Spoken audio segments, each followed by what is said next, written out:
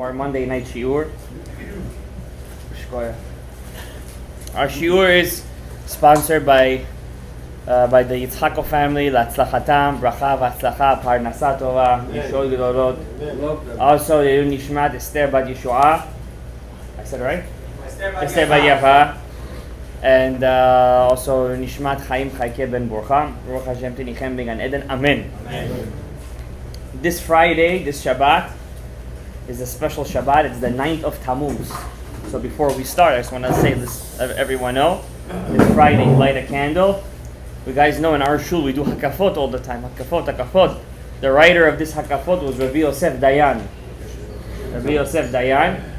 And his yortzeit is this Shabbat. So it's very special yortzeit for Lashem. It's also your grandfather's year, 9th of Tammuz. The Orach Chaim, Rav Chaim ben Attar's yortzeit is the 15th of Tammuz, and tonight is the Hilulah of Rabbeinu Tam, Rashi's grandson.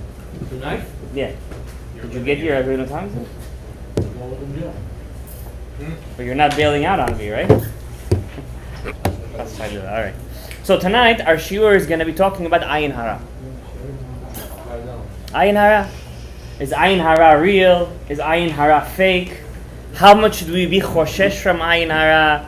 What are the sources in the Gemara for Ayin Hara? Do the Mefarshim talk about it? Unfortunately, we live in a generation where everything has become logical. It doesn't make sense logically, then you're a kook. So, these days, they just say to people, Ayin Hara is shtuyot, don't be crazy. Fanatic. Don't be a fanatic. Be like the Rambam. Be logical. We know that the Rambam writes in his book Moreno Muchim, Guide to the Perplexed. He writes that shedim, demons, kishufim, which is black magic, witchcraft, ruchot ra'od, bad spirits, it's all fake, it's women's tales. That's what he calls it. Rambam calls all these things women's tales. He's like, these are the things for the Amei Haaretzim. Talmidei Chachamim shouldn't believe in such things. So they asked the Rambam, what are you going to do with half of the Gemara that talks about these things? He never answers about that. Interestingly, he just completely ignores it, as if it doesn't exist. The Rambam, the Rambam is the Sephardic sage. We're all called Sfaradim because of the Rambam. The Rambam was from Spain, Cordova, right? That's why we're called Sfaradim. We're not Sfaradim. We're from Spain. We're from Bukhara. We're from Samarkand. We're from Tashkent. We're from Dushanbe. We're not from Sfarad. Maybe one great-grandfather was from there. Nabat, don't forget. Yeah, let's not forget that one. So therefore, we're all called Sfaradim because of the Rambam. Rambam doesn't believe in it. He calls it women's things, women's tales. But yet, we find in Chachmei Ashkenaz, like Rashi, Rabbi Yehuda, Chassid, a lot of times they talk about extraterrestrial things that don't exist, that we see and they're there. For example, Rabbi Yehuda Chassid has a special tzava'ah. He wrote a will for his kids when he passed away. He was called Mekubalei Ashkenaz, one of the first Chasidei Ashkenaz, Rabbi Yehuda Chassid. He lived about 800 years ago, and he writes a book called Sefer Chasidim. Now this isn't Chasidim like the Baal Shem Tov. He preceded the Baal Shem Tov maybe 300 years. Rabbi Yehuda Chassid. He was from Germany. His student was Rabbi Elazar Migarmiza, Baal HaRokeach, which is one of the original Mekubalim before the Ari. Kabbalah didn't start with the Ari. Kabbalah started from Moshe Rabbeinu. You should know that. So there is different streams of Kabbalah. Don't think that the Ari HaKadosh is the only Mekubal. He's just one stream. There is Kabbalah of the Gra, Kabbalah of Baal Shem Tov, Kabbalah of the Ramchal. There's so many different Kabbalahs. And then before those four big giants we know of, there's Kabbalah of Ashkenaz, Kabbalah of Bavel, Kabbalah of Rav Hai Gaon, that deals with a lot of seemingly weird things. If you would tell a person 100 years ago that I could speak to somebody 5,000 miles away, he'd say, what are you, witchcraft? But today you pick up a phone, you go do with some landmine, some thing, boom, you speak to somebody through some radio waves. It's crazy what things you can do today. 300 years ago, you would say to a person, he'd say you're sick. He'd send you to the mental hospital. But today we see all these things. When the Chafetz Chaim, in his time, when they first came out with the telephone, he started to cry. He say, look what the Mishnah says. He says, there is an eye that always sees and an ear that always hears. Because now with the creation, with the telephone, we could understand how somebody could hear you so far away. Called Sheken, the creator of the world. And the hand that writes. And the hand that writes. So therefore, when we look at the subject of Ayin Hara, we shouldn't take it lightly. There are many, many sources in the Gemara we're going to see today that talks about Aina Bisha. And we're going to go through them. Now obviously I'm not going to go through everything. There's a lot to talk about. A lot. I can't do it in 45, 50 minutes.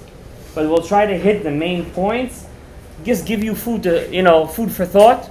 Obviously I'm not here to paskin you any halachot or tell you what to do or how to act. I'm just giving you Torah. This is Torah. We're learning Torah tonight. Okay? Well, you answered the difference between Mande Kapit Kap and Mande Lo Kapit. We're going to deal with that at the end of the shiur. That's the last segment. What does it mean when we say, everyone says, well, don't worry about Ayin Hara. If you don't care about it, it doesn't touch you. There's a saying like that. Everyone says that, right? If you're not makbid, if you're not particular about it, it doesn't touch you. We're going to talk about that too. Is it a real thing? Is it a fake thing? What does the Gemara mean when it says that? We'll talk about that. Bli neder. So first of all, how do the sages look at Ayin Hara? And of course, when we talk about sages, I'm not talking about rabbis in our generation, even though they're Gdolei Hador, or rabbis 300 years ago, 500 years ago, 1,000 years ago. I'm talking about Chachmei Talmud. I'm talking about, these are the redactors and the revealers of the oral Torah. When I talk about Chachamim, I'm talking about the writers, the redactors, the revealers of the oral Torah, which is Chachmei Talmud, that we live from their mouths. Okay? So first of all, the first source we're going to say today is the Gemara and Masechet. And I specifically wrote all this down so I could write you down the sources. So if you want to ask me after the shiur, where in the Gemara is this written, you could look this up yourself. So first of all, the first Talmud we're going to say today is Masechet Baba Metzia. We know there is a 3 tractates called Baba Kama, Baba Metzia, and Baba Batra. What does Baba mean? What is Baba? It means a money. What is Baba? A sage? Huh? A gate. It's a gate. Baba is a gate. It's in Aramaic, it's a gate. So there's Baba Kama, the first gate, Baba Metzia, the middle gate, and Baba Batra, the last gate. We have 3 Gemarot that talk about money. Ashkenazim love this Gemara. All the money. That's why they're rich. So these 3 Gemarot are called the 3 Babot. They used to be 1 Gemara, by the way. They weren't 3 Gemarot. They used to be all 1 Gemara. And then the Chachamim came and the Rishonim came and they split it into 3 when they saw Laf Kol Moach Savile. You can't learn all these 3 in one Masechet. Your mind is going to explode. Just like Masechet Sanhedrin and Masechet Makot used to be 1 Masechet, and they split it. And Masechet Pesachim used to be Pesach Rishon and Pesach Sheni. It used to be 2 Masechets and they made it into Pesachim. So some Gemarot they split and some Gemarot they put together. So this one is from Baba Metzia. This one talks about, Metzia talks about transactions. Everything about transactions. Baba Batra talks about land. Baba Kama talks about damages. Baba Metzia talks about transactions. Okay? Baba Batra is the biggest Masechet, not because it has the most words. Because it has the biggest Tosafot.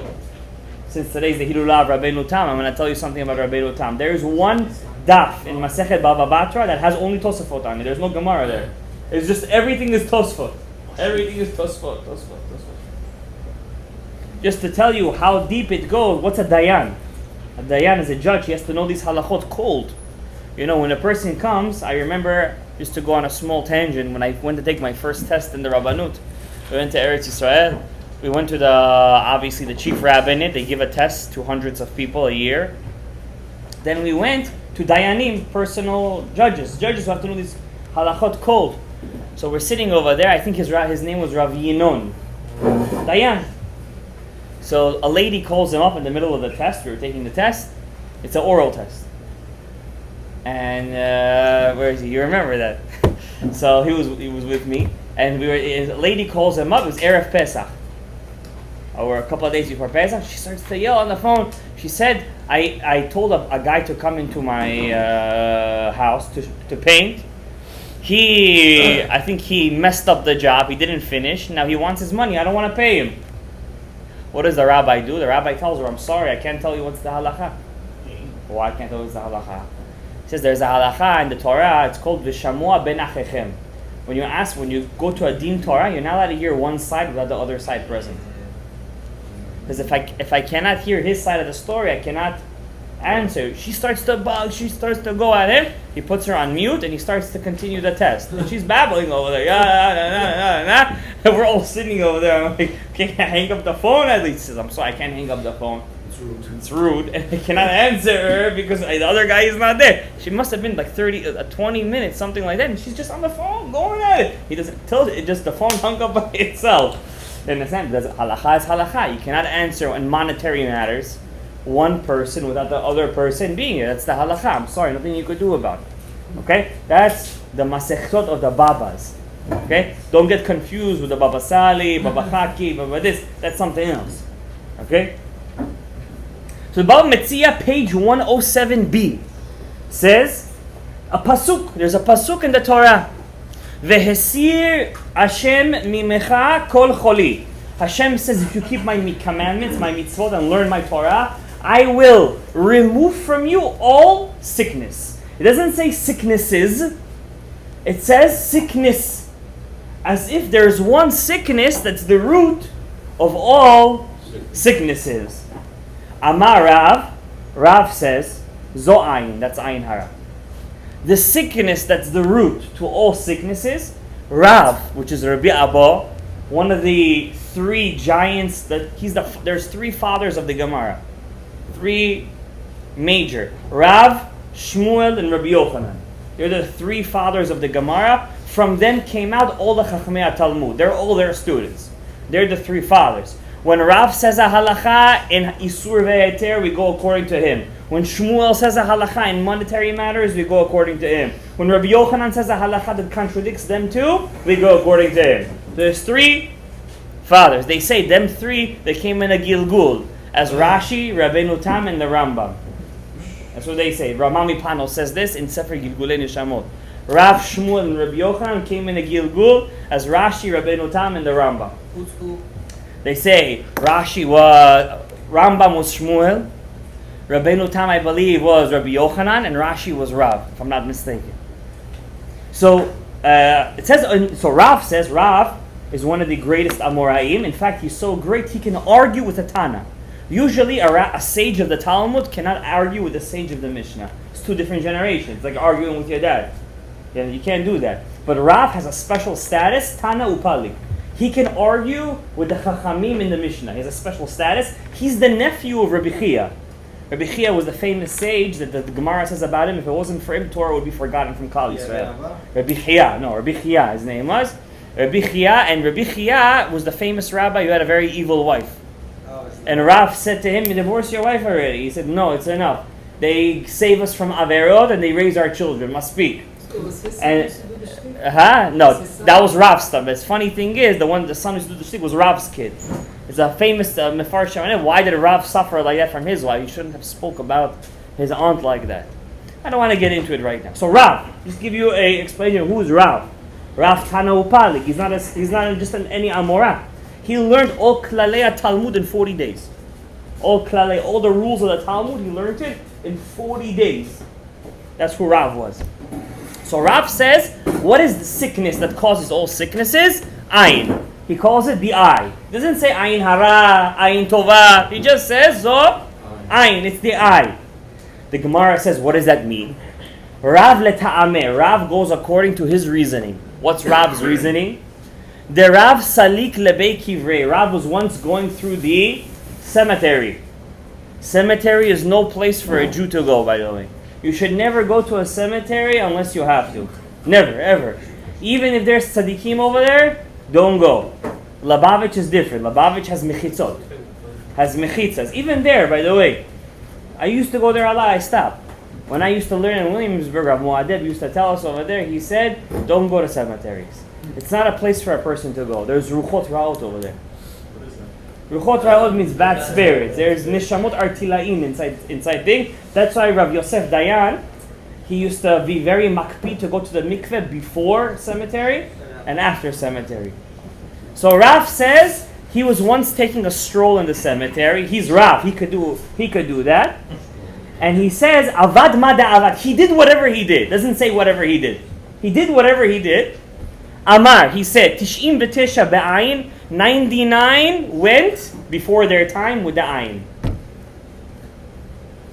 99 went before their time. That means, Yesh nispe belo mishpat. The Gemara says that in the Pasuk, King Solomon said there are those that die before their time. Rav said those are the ones that die with the ayin, and he said they're 99.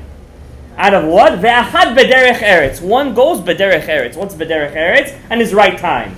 So Rav says in the Gemara that 99. So what did he do? How does Rav know that? So the Gemara says Rav yada lachash ala kvarot. There's a certain thing. Old Bukharian ladies and till today Arabic women know how to do that. If you go to Yafo, Shmafo, don't go over there. But if you do, all these fold beans, small beans, that's something called lachash. You know what a lachash is? They say all these weird words in a whisper. They whisper them, and they can tell you certain things. It's called a lachash. So the Mefarshim say that Rav knew a lachash, and he used to whisper it on the kever, and he used to speak to the person that died on the kever, and he would ask him, how did you die? So his analysis, his diagnosis was that all 99 of them died Ayin Hara. 99 died from Ayin Hara, and only one died in his right time. That means 99% of people, according to Rav, died because of Ayin Hara. That's what Rav said in the Gemara. Now there is another source for this in the Yerushalmi Shabbat. Yerushalmi, which is the Jerusalem Talmud, written by Rabbi Yochanan and his students. He writes in chapter 14, Halacha Gimel, Rav ve'Rav Chia. Now it's not just Rav himself, also his uncle was with him. Rav Chia is his uncle. The Yerushalmi calls him Rav Chia Rabbah, the great Rabbi Chia. That's how great Rabbi Chia was. Tarvehon Amrein, both of them say, Tish'im v'tesha meitim be'ayin ra'ah. Over here the Gemara does call it ayin ra'ah. In the Yerushalmi. 99, also Rabbi Chia agrees with Rav. He says 99 died before their time with ayin hara. Ve'echad, look at the words of the Yerushalmi, it's different. It doesn't call it derech eretz, bidei shamayim. This time Yerushalmi doesn't say that the one, that means even according to the Yerushalmi, that guy that died, the 100th, even he doesn't die in his right time. He dies bidei shamayim. That means before his time, but bidei shamayim. That means not because of ayin. Yeah. Now Rashi explains this. Now when I say Rashi explains something, Rashi is one of the greatest Rishonim that ever lived. Rashi is the acronym for Rabbi Shlomo Yitzchaki. But there's another acronym for Rashi, Rabban Shel Yisrael, the Rabbi of Israel. You could be an 8-year-old and learn Rashi, and you could be 100 years old and learn Rashi, and both of you will understand Rashi on a different level. That means all of us will learn Rashi for the rest of our lives, and we'll always understand it in a high. He fasted 613 times before he wrote his Perush on the Torah. So when I say Rashi, it has to hold a lot of weight. A lot of weight. He's one of the greatest Rishonim. Rashi writes, he passed away at the age of 65. He never had any sons. He had 3 daughters. Yochevet, Rachel, and the third one we don't know her name. He never had any sons. He taught his daughters Torah. And from his 3 daughters, he had 3 son-in-laws were Baalei Tosfot, Rivan, Ra'avan, and the third one we don't know. And from his 3 son-in-laws, from his 3 daughters, came out the Baalei Tosafot, the Rivam, Rashbam, and Rabbeinu Tam, which was the father of the Tosafist schools. He passed away at the age of 65. He worked. He didn't take money for teaching Torah. He worked as a veneer. He used to make wine as a living. Chachamei Talmud, a lot of Chachamei also used to work like that. And like this, he made a living. At the age of 65, he passed away. We don't know where his grave is today. Unfortunately, maybe the Germans and the French, they might have destroyed the Jewish graveyards. But we do know where his Bet Knesset is. Funny, where his body is, we don't know. But the place where he taught Torah, we do know. How big was his yeshiva? Maybe the size of this room. That was a yeshiva back then. So Rashi says, Kol Choli. Why does the Gemara say Kol Choli, singular? Why singular? Zo Ayin Hara. This is Ayin Hara. It's the father of all sicknesses. Shekol HaCholaim Tilu'in Bo. Look what Rashi says. All the sicknesses are dependent on this sickness, which is Ayin Hara. Now the Ben Ishchai and Ben Yehoyada. The Ben Ishchai, we know who the Ben Ishchai is. We don't need any introduction for the Ben Ishchai. passed away. He was in his 80s. He was a tzaddik yesod olam. Nachal noveh v'or chokhmah. Rabbi Shimon Agassi says he was the nitzotz of Yosef HaTzadik. He was saving, was his zechut, the whole Bavel. The famous story how his soul was buried in Eretz Yisrael and his body was in Bavel. I told you guys this story many times. He wrote over 50 books. He was a tzaddik yesod olam, father of Sephardic Jewry, Babylonian Sephardic Jewry. He has a perush on the Gemara. You listening over there, Rebbe? He has a perush on the Gemara called Ben Yehoyada. He wrote this perush while giving his shiur every morning with his tefillin. Ben Ish Chai writes in Ayin Hara, in his book Ben Ish Chai, he writes over there that every Jew must learn Torah with his tefillin. You don't finish your nefesh, ruach, and neshama, your naran chai, narnechi, if you don't learn Torah with your tefillin every single day. You have to learn Torah, and especially with tefillin Rabbeinu Tam. If you're already in your 30s and 40s and you're reaching up there, you don't have tefillin of Rabbeinu Tam, call me. Don't call me. You can call your sofer, get you Rabbeinu Tam. You have to wear tefillin Rabbeinu. Even if you're single, you should wear it. I know Ashkenazim say you have to be married, this and that. Okay, when you change your name, add a owitz at the end or a berg at the end, then we'll talk. For a while, you're Sfaradi. Sfaradim used to have a custom at bar mitzvah. They used to already give them the tefillin of Rabbeinu Tam. In Tunisia, they used to have this custom from bar mitzvah. They used to already give them tefillin Rashi and Rabbeinu Tam. Okay, we'll talk about it later. So the Ben Ish Chai and Ben Yehoyada writes, Ayin Hara nikra kol choli. Ayin Hara is called the root of all sickness. Kevan, why is it the root of all sickness? The mazeket gam lanefesh. It doesn't only harm the body, it also harms your soul.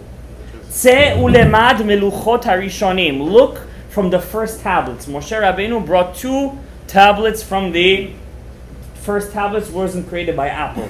The first tablets was by Moshe Rabbeinu. The luchot harishonim, when he brought the first luchot, they were special luchot. Those were special nishamot connected to it. If it wasn't special, it means if they wouldn't have been broken, nobody would have died. Death would have been abolished. The Ben Ish Chai writes, the first luchot broke. Why does he say they broke? Not because of the Egel HaZahav.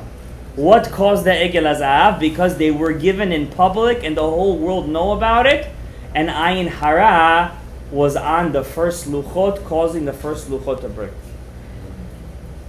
That means the Ben Ish Chai is quoting a Gemara here, and he's saying that the reason why the first luchot of Moshe Rabbeinu brought down, which if you open up the book L'Shem Shov Achlama, he writes such crazy things about the first luchot. The reason why they broke is because the Ayin Hara of the Umot HaOlam was on the first luchot.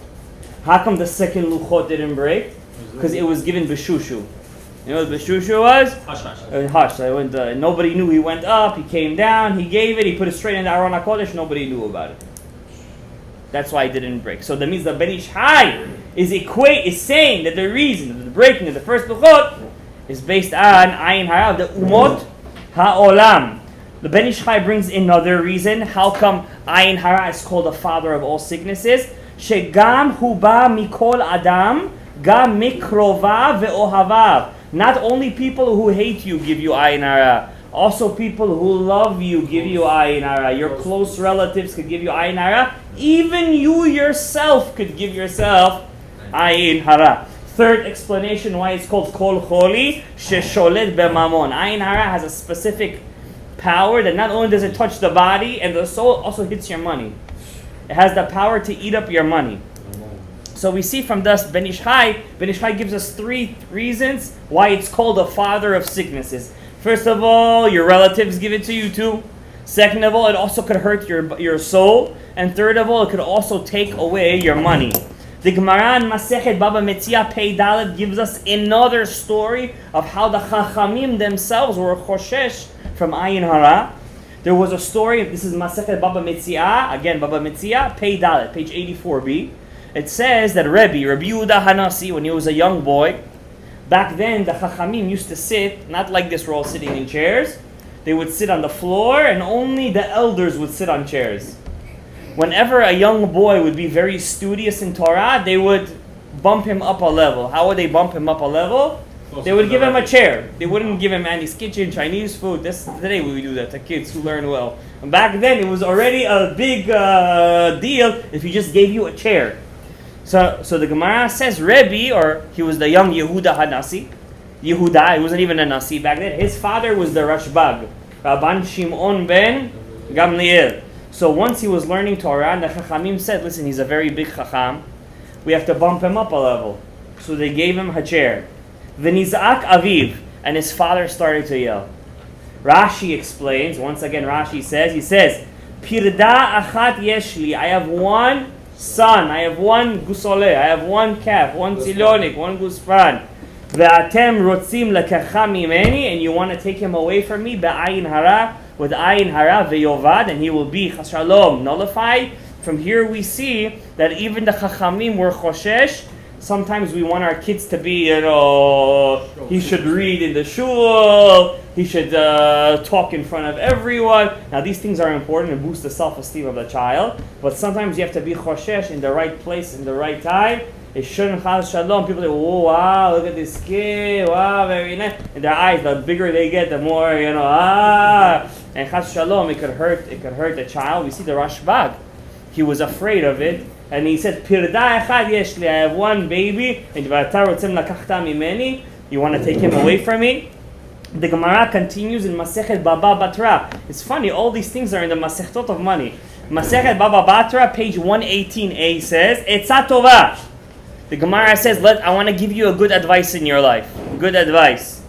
Kamash malan di ibayle li'inche lehazdure me'ayin hara. The Gemara says, I want to give you some good advice. Do yourself a favor, don't show off in life. Be careful from Ayin Hara. Some good advice. I'm not done. Sefer HaZohar, the book of the Zohar HaKadosh, Parashat Acharei Mot says, Yiste barnash afilu memea orchin velo ye'era bevarnash te'itle eina bisha. The Gemara says, the Zohar says, Rabbi Shimon Bar Yochai writes, a person should go 100 different ways, but don't pass by the house of a person that has Ayin Hara. Kach amar Rabbi Shimon. Rabbi Shimon says, Tzarich lefached. You have to be afraid. Velehishamer, and watch out. Me'adam sheyesh bo eina bisha. From a person who's a tzar ayin. Everything he sees, he wants it for himself. Everything he sees, he feels bad about it. Everything that happens to another person, he says, how come I don't have it? All these things cause ayin hara. He says, you should even pass 100 different ways. The Zohar says, don't pass by this person's house. It's considered the red zone. Area 41 they call it? Yes. Area 51. Okay. Yichus. Kids have Ayin Hara? Kids do? Good question. Maybe we'll get to it. Yichus harishonim. The Rishonim. Now we read what the Gemara says and the Zohar says. How about the first rabbis? What do they say 1,000 years ago? Maharam Merotenberg. This is the Rosh's Rebbe. Maharam Merotenberg. One day I'll tell you the story how he passed away. He's one of the greatest Rishonim, head of all German rabbis. Maharam Merotenberg. Adam hachole me'ayin hara. A person who's sick from ayin hara. Lo chashim lo b'shabbat. You could call, back then they were rabbis who knew how to do lachash. They would say some words on the guy, some kind of weird words. Mishum de sakana gedolahi. It's a big sakana. So what do we see from Maharam Merotenberg? Even though you're performing medicine on Shabbat, since Ayin Hara is considered a very big sakana, he allows you to perform this lachash on that person on Shabbat. So we see from the Maharam Merotenberg that is something that's real, and it's something that you could even, there's no Chilul Shabbat over here. You could actually do medicinal things for the person on Shabbat. The Gemara, now there is another book called Shut Min HaShamayim. Rabbi Yaakov Mimorish, he was French.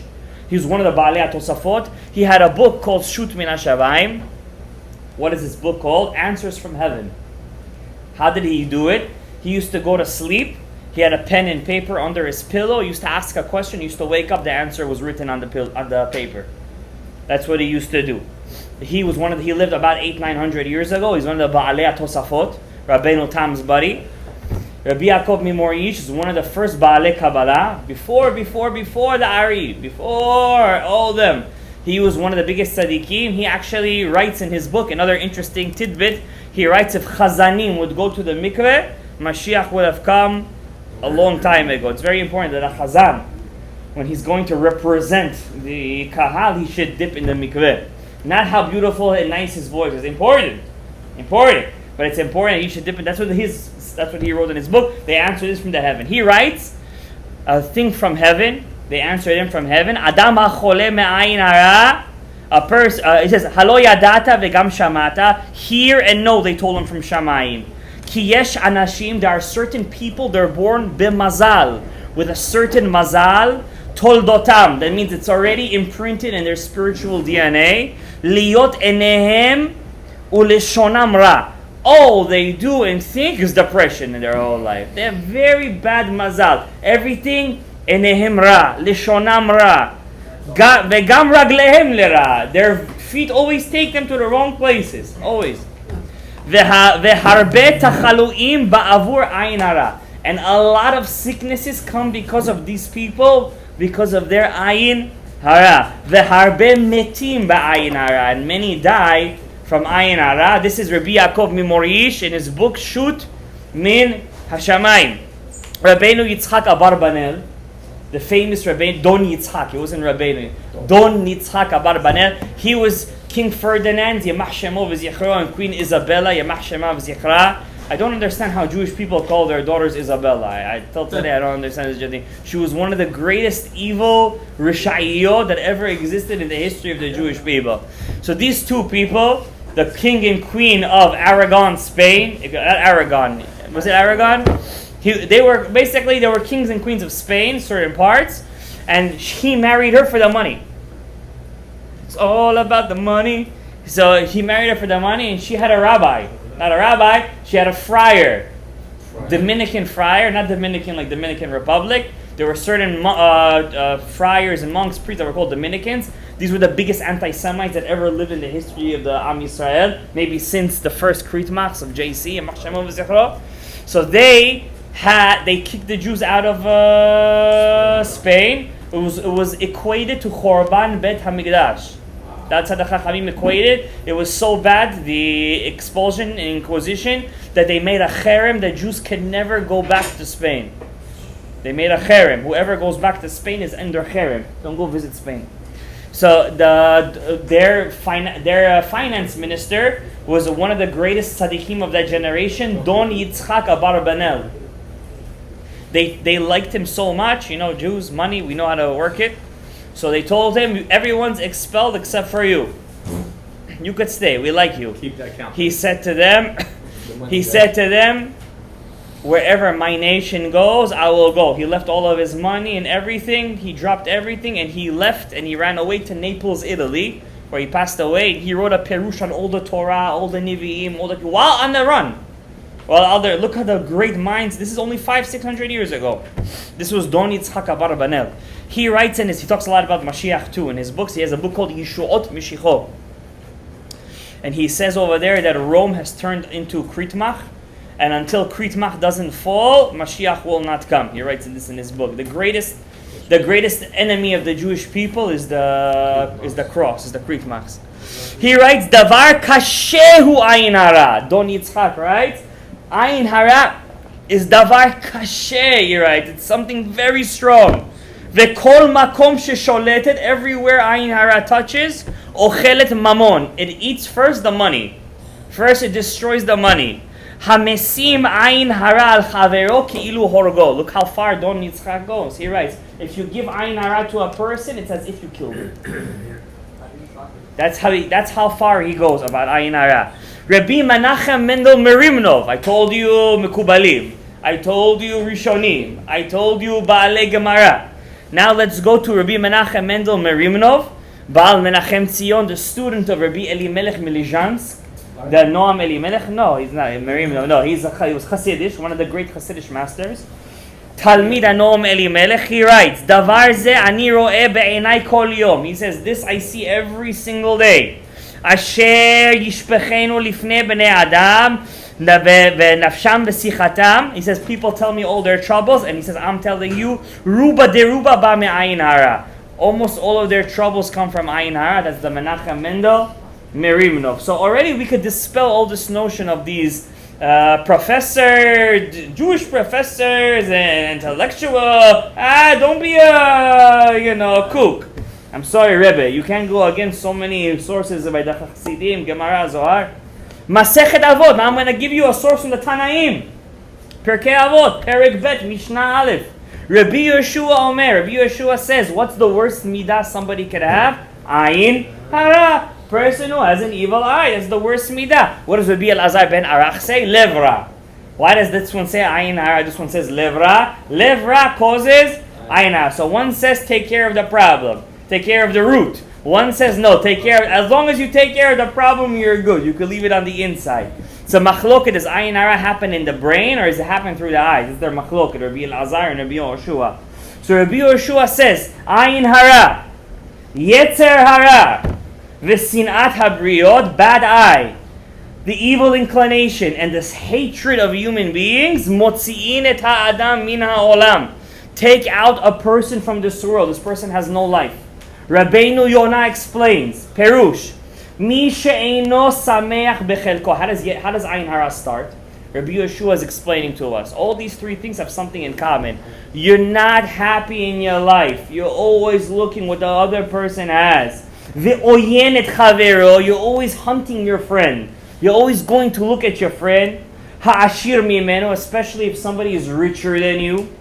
And you tell yourself, Matai et asher osher kamohu. When will I be as rich as him? Like when we pass those nice houses. Wow, that house. Look at this house. A lot of. Vehu gorem la la'atzmo. First of all, you're causing yourself bad. Not only to him, you're causing yourself bad because you're motzi et atzmecha min ha'olam. You're taking yourself out of this world. Kasher amru chachmei ateva. Look, he says, not even the chachamim say this. Chachmei ateva, the philosophers and the scientists will tell you this. Hachomet, covet, to covet. I'm always coveting what everyone else has. Avir ole, when you have that feeling inside of you, it causes heat inside of your body. Ve'ole mina machshava ve'yotze mina ayin. This feeling of heat that comes out from inside of you goes up to your brain, out from your eyes, and that's the source of Ayin Hara. Who says this? Rabbeinu Yonah. Rabbeinu Yonah, he's one of the Rishonim. Mefaresh Abarbanel. Once again, we have the Abarbanel. The Abarbanel says, Ayin Hara. What's the meaning of Ayin Hara? Pirusho nefesh ra'a. The person has something wrong with the neshama. His nefesh, something is lo yatsa tov shama. V'hamezek hanifsat hamemit b'nei adam v'habatato v'arsioto. His poison doesn't come out from his tongue. It comes out from his eyes. It means, according to all these chachamim, Ayin Hara is something that's real, it's tangible, and it comes out of your eyes. Rabbeinu Yonah, and I'm going to talk about how to prevent it, but first, I'm not done with the sources first. Sho'el HaRe'em. The Re'em asks a question. The Re'em says, Rabbeinu Eliyahu Mizrahi.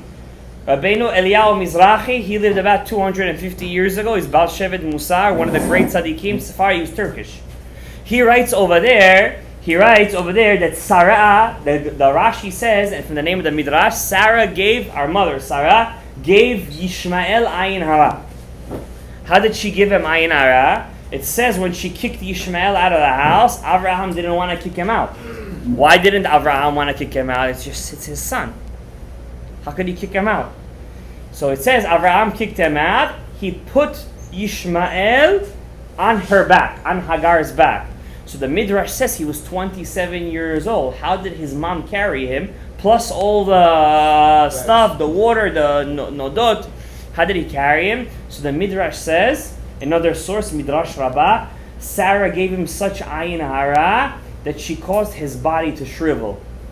And he became light like a feather, and Hagar was able to carry Yishmael on one shoulder and the rest of the stuff on the other shoulder. From here we see a source. Ayin Hara is not only something that comes out of jealousy and to covet something. Ayin Hara could also come out from a person if you're angry at somebody. If you're angry at somebody, especially if you're a tzaddik, and you want to punish them, like we see in the Gemara, Rabbi Yochanan had a student, Shaya melagleg al divrei chachamim. You say the rabbi stuff. So the Gemara says Rabbi Yochanan gave him the eye, and he turned him into a heap of bones. We're not talking about Cyclops from the X-Men. Laser beams came out of his eyes. It's not such a thing. Maybe they took it from that. But it says over there, the meaning of that is he had the power of the ayin, and he, from his hakpada, he was makpid on him, that he was milagleg al divrei chachamim. He turned him into a dead body that's just full of bones. So there's two kinds of Ayin Hara. Ayin Hara when you're jealous and you have some kind of ra nefesh. and you always covet something that everyone has. Or number two, Ayin Hara could come out of a tzaddik when he's upset at somebody. And this the Pirkei Avot says, Hizaru begachalatan shel chachamim. Be careful of the coals of the chachamim. Shelachishatan lechishat nachash ve'akitzatan akitzat akrav. When they talk, it's like a snake, and when they bite, it's like a scorpion. That's talking about the kas and the kpeida of some chachamim. When sometimes they look at a person with anger, it could cause them. It's just another form of Ayin Hara. But the Re'em asks a question. The Re'em says, we know from the time of Yaakov Avinu, nobody used to die from a sickness. Who caused sickness to come down to the world? Yaakov Avinu, the Gemara says. Before Yaakov, people used to do hapchi. You used to die 150, 200. How did she cause Yishmael to shrivel up to a point where he put her on her back and they left? So the Re'em says from here we see that even before Yaakov Avinu prayed that people should pass away through the sake of the sickness, people could have died from Ayin Hara. This is a source the Re'em writes. That means Ayin Hara is from the creation of the world. The Gemara says in the name of the Maharal Miprag, the one who made the golem, quote unquote, they say he made a golem. Rav Mazuz says it's all it's above a mises. Rav Mazuz says he never made a golem. Some old Jewish author, he wanted to make some fantasy stories. He decided to peg the Maharal Miprag to a golem. Rav Mazuz says. He says, he never made no golem. He says, maybe he did. The Gra made a golem, for example. He writes in Sifra de Tzniuta, his Perush on the Zohar, that he made a golem. Rav Chaim Mivolozhin, the Volozhiner Rav, he was a student of the Gra. So he once asked the Gra, how do you make a golem? It's really hard, this, that. He writes this in his Hagdama to his Rebbe's book. So the Gra says, it's pretty easy. He took out a Sefer Yetzirah. He started to make a person. He says, you go like this, you go like that, you say these words, that words, these letters, you have this kavanah, you make a human being. He says, could you show me? He says, yeah, sure. And he picks up, and Rav Chaim Volozhin writes in his Hagdama of Sifrat Tzniuta, my Rebbe made a golem in front of me and put him right back down. And it was pretty easy after he showed me how to do it. But that's the Gra. I don't know about the Maharal Miprag. I would assume he knew how to make a golem too. But Rav Mazuz says those stories of Yosala the golem, he calls them fantasy. You never know. Maybe they're real. He's not the only chacham in the world. But it happened. Could be, yeah. Listen, the Gra made a golem in front of Chaim Mivolozhin's eyes. He writes this in his Sifra that's Tzniuta. So it says over there, the Maharal Miprag writes, there's a machloket, if you kill a golem, did you kill a person? There's a machloket in the poskim. Or let's say a golem was with a woman. Is she chayav? Could she go back to her husband? Or a golem made for somebody a brit milah? Does he have to do atafat dambrit? The poskim talk about these questions. It's a serious questions, yeah. I'm not going to get into a shiur on golems right now, you understand? You want a golem, go to Forest Hills High School. You find a lot of golems over there. The Maharal in Gur Aryeh writes, he says over here, the Maharal in his book Gur Aryeh, he writes, Teda, ki ba'al ha'ayin hara soref. He calls it fire comes out of his eyes. Fire. X-Men. Fire comes out of his eyes. Ve'yesh li zaher mimenu. Cover yourself. When you go next to him, cover yourself. Ve'lachen amru Chazal. Chazal writes advice how to make money. He says, Hamishtake Masechet Pesachim, page 50. We're actually going to get to this Thursday night. It's our Mishnah. One who makes money selling rods, reeds, and bottles, Eino ro'eh siman bracha, will never find bracha in his money. Rashi explains why those things he doesn't find money. Because people think he's making a lot of money because he has a lot of merchandise. So every time they pass the store, ooh, he's making a lot of money, nice. So another source from the Gemara that a person who has a kind of business where people think that he's making, even though he's not, it just looks like it in reality. He says over there, Eino mishtaker le'olam, he will never find bracha in his work, in his life. My ta'ameh, what's the reason? Mishum eina bisha, because people always look at his merchandise and put on it eina bisha. V'ken amru Chazal. How do you save yourself from Ayin Hara? Yitzav Hashem, may God bless you. Bracha. Bracha, blessing. Be'asamecha. What's asamecha? That's betecha. What's asamecha? In your hidden things. Ein haberacha shiruya. Blessing is not found. Ela hadavar hasamoy min ha'ayin. Blessing does not come to a person only on something that's hidden from the eye. How do you say? How does the Gemara call it? Asamecha. What's the first two middle letters? Samech mem. If you don't want the samech mem inside of you, be'asamecha. Hide it. You gotta hide it from the samech mem's eyes. What does the Rambam hold? Does the Rambam hold that Ayin Hara is Baba Maisis? We said Rambam holds Kishuf is Baba Maisis. Rambam holds Ruach Ra'a as Baba Maisis. He calls it Diburam Shel Nashim. It's woman talk, he calls it. What does he say about Ayin Hara? Interestingly speaking, the Rambam does hold that Ayin Hara is real. Even though he doesn't, the Rambam, Maimonides, even though he doesn't mention it in his book, in his magnum opus, Yada Chazaka, he doesn't mention it there, he does mention it in his questions and answers. The Chachmei Lunil, the French rabbis of Lunil, you know what Lunil is in French? The moon, the men of the moon. Lunel, Luna, the men of the moon. They liked the Rambam, even though they were Ashkenazim. Most Ashkenazim back then did not like the Rambam. That's why he wrote his 13 Principles of Faith, to counter them. They say that I am really a real rabbi, I'm not a Chas Shalom, Apikoros, Chas Shalom. So the Rambam says, a person should not stand by his friend's house, or his friend's garden, or his field, when it's giving out fruit. Why shouldn't you stand over there? Mishum Eina Bisha. Because you see, wow, look how this guy has baracha, atzlacha. At that moment, the Rambam says, it's asur, but the Rambam says, it's not asur midin. You're not doing an aveira by standing there. Midat chasidut. It's a good thing not to stand over there, but what do we see from here? The Rambam does hold that there is such a thing as Ayin Hara. So even the Rambam, the great logical Rav, that wrote the Guide to the Perplexed, even he holds that Ayin Hara is real. Now, I told you right now all sources from the Gemara, Rambam, Rishonim. Now I'm going to give you a proof from the Torah itself. Let's see. Where do we find in the Torah Ayin Hara? Hashem gave us a mitzvah. Bilam is a good source, but it's not in the Torah itself. It's a mefarshim. Huh? Yaakov Avinu is another source, but I want in the Torah. You're giving me mefarshim. That's on. You're right. Yosef is too. Yaakov is right. Bilam is right. All this is right. Huh? That's another source. Where do we find the Torah, a mitzvah that Hashem tells us to do because of Ayin Hara? I'll give you a hint. Do not covet, but it doesn't say there's no. Don't count. Don't count the Very nice, Eliezer, all the way from left field.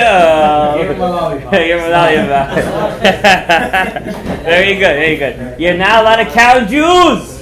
You're not allowed to count. Kiti sal rosh bnei Yisrael ifkodeh v'natenu ish kofer nafsho. Hashem tells Moshe, don't count them. Each one gives half a shekel. Half a shekel. Why give half a shekel? Velo yeh negev. Because if you count them, there's going to be what? Negev. It's going to be chashuv a plague. So, anybody with glass? Oh, is glasses a chatzitza? Actually, you have a point. It might be a chatzitza, but I think shades is better. Shades is better. All right, let's continue. So now we talked about sources of Ayin Hara. Now, it took about 40 minutes to go all through that. I wanted to give you examples of Ayin Hara from the Torah. We're going to have to skip this section because I want to give you ways. I want to give you remedies for Ayin Hara, even though we have 5 minutes left. I'm sorry, just happens to me when you talk about such a juicy topic. There's a lot to say. Remedies is how to distance yourself from Ayin Hara. So first of all, as we said, Yitzav Hashem et habracha be'asa mecha. Anything you don't tell people, it causes bracha to you. The Pele Yoetz says, you have to be very, very careful. Don't show off how smart you are. In Torah, it's allowed. Because kinat sofrim tarbe chokhmah. Torah, it's allowed. But let's say how smart you are in math, in science, how much money. You don't ever tell a person how much money you make. However, if somebody asks you how much money you make, you shouldn't say, oh, okay, something like that. Because then he's going to be makpid on you. What do you think? I'm giving you Ayin Hara. And that kapeda might be even worse than Ayin Hara. You have to say, Baruch Hashem, Hakol Me'et Hashem. Everything comes from HaKadosh Baruch Hu. Another. So everything is hidden from people. That's why people don't tell other people when they're pregnant. Like Yocheved, it says, Shvetitzpeneu Shelosha Yerachim. She hid Moshe for 3 months. Now there's a problem. I know many cases, many, where they don't tell their parents, and when they tell their parents after 3 months, they think they're tzaddikim. Maybe they are, and the parents get major job. Why? They say, what do you think, we're going to give you Ayin Hara? You think we're against you or your parents? So if we have to make a shikul dat, if it's your parents and you think they're going to get offended, of course you should tell them. But let's say a person gets engaged, getting married, and he feels that, he doesn't want to let people know yet. Like a case happened in this shul. Somebody told me I'm engaged, and I asked him, do you want me to tell Mazal Tov in front of everybody? He said, I'd rather if you don't. I said, Zchutcha. If you're choshesh, it's a good thing to be choshesh. And I didn't mention anything until I went to his wedding, and I was an Eid in his wedding. And I didn't say anything. It's his zechut, and he's right. Person should hide it. Also me, when I got engaged, I wanted to make a whole big thing over here in the shul because, when you go up to the Sefer Torah, my father said, if you dare do that, you're going to count your teeth. And at that moment, I was upset at him when he told me that. But now I think whatever he did was a good thing. Also, whenever I got married itself, the rabbi was Mesader Kiddushin. He gave me a special kamiyah to hold. I'm not going to tell you who the rabbi is. Doesn't make a difference. He gave me a special thing to hold. And I'm going to tell you what it is right now very soon. A certain thing you could make for yourself that's neged ayin hara. But the point is, the Pele Yoed says everything that's hidden, that means you bought a house. You don't have to make a whole spiel about it. You bought a new business. You don't have to make a whole spiel about it. Everything has to come be'ito bismano. But at the same time, don't try to make it sound shady. Can you lie? Understand? You shouldn't lie about it, because if you lie, then what are you doing? You're basically telling people, I don't want to tell you have Ayin Hara. They're going to be makpid on you because of that. So the Pele Yoed says it to be very tough. Shikul ada. The most important thing is that Hashem doesn't give you a test you cannot handle. You understand? So if you're in that situation, a good thing to hide things. When is this a big problem with women? They all gather together and they tell the secrets of their mothers, their grandmothers, their great-grandmothers, at sof kol hadorot. In fact, the Gemara says, if you want to know the secret if a person is kosher to get married or not, listen to what women are talking about. Masechet Kiddushin. Listen to when they're spinning their the threads, when they're making a thing. It's not a good thing, but Nashim is Nashim. This shiur is not for the Nashim, even though I think women should listen to this shiur. It's good to be a little bit humble in life. It's good to be humble in life.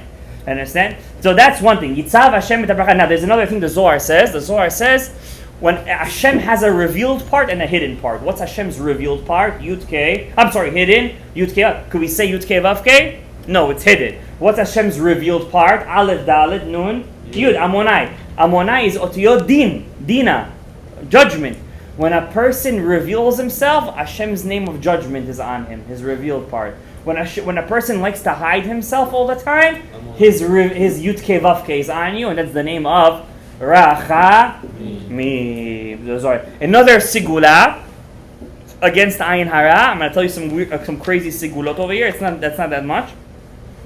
When Lavan Arami, remember Laban, our uncle Laban.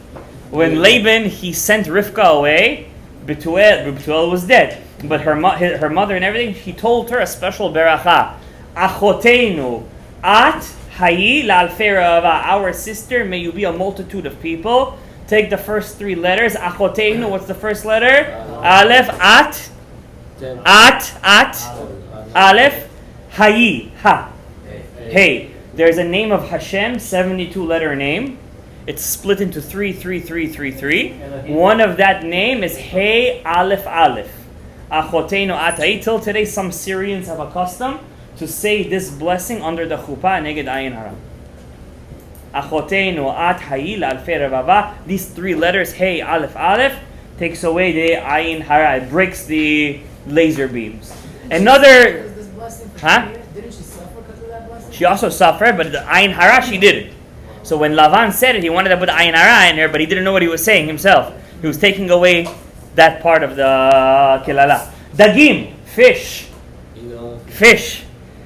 Get fish. Ma dagim shebaya mechasim alehem. Just as fish are covered in the water, so too Ayin Hara is not on them. So too, the power of fish takes away Ayin Hara. The Mishnah Brewer writes, because of this, when a person does tashlich on Rosh Hashanah, you should go to a live place of water where there are fish. And that way, the whole year you will have a sigula to be saved from Ayin Hara because of the fish inside the lake. I don't think the lake in Fresh Meadows over here has fish. I heard it's a man-made lake. Doesn't matter. It has fish. It has fish. All right. You gotta go inside. Kissing, huh? No, Huh? don't go inside of it. No. When you do tashlich, you should go to a live. That means a living lake, not by the sea. How about a fish tank? Lashon Chachamim. Let's see what the Lashon Chachamim says. The Ben Ish Chai. The Ben Ish Chai says that specifically, it's not the fish that takes away the Ayin Hara. It's the eye of the fish. If you ever see all the Sephardic things, they have the hand with the fish in it. That's not nonsense. It's a real thing. It's a real kamiyah. The Ben Ish Chai writes, Eino shel dag, the eye of the fish, has a special connection to the Sfira of Keter. And the Sfira of Keter, there is no Ayin Hara over there. It cancels out everything. Therefore, it's good to make a silver piece take something silver and engrave in it a fish with the eye, or a piece of gold and engrave in it a fish with its eye, veitle, and you should put it on a baby that's just born, or a person that's getting married under the chuppah, veitzolu me'ayin hara, and they will be saved from Ayin Hara. It doesn't say anything about an aquarium, but I'm assuming, I didn't know if they had aquariums back then, I'm assuming it would be the same thing. Well, if the gold and silver thing works, how come not the real thing? I don't know. Another sigula, Birkat Kohanim. A person who goes to Birkat Kohanim every day, when the Kohen blesses you, Vayishmerecha, that's specifically Neged Ayin Hara. It saves you from Ayin Hara. So Birkat Kohanim is very important. When a Kohen does Ayin Hara, don't stand on that side of the room, all the way over there. You have to stand right in front of him. That's why the Kohen goes like this. Because just like the Ayin Hara comes out of the eyes, so too the Birkat Kohanim comes out of the spaces in the fingers. Another thing, the color blue, techelet. A person who wears the color blue, says Rabbi Yitzchak Alfiyeh, nitzol me'ayin hara, is a sigula to be saved from ayin hara, and that's why we put baby boys the color blue. Is it particular techelet or just blue? Techelet, blue.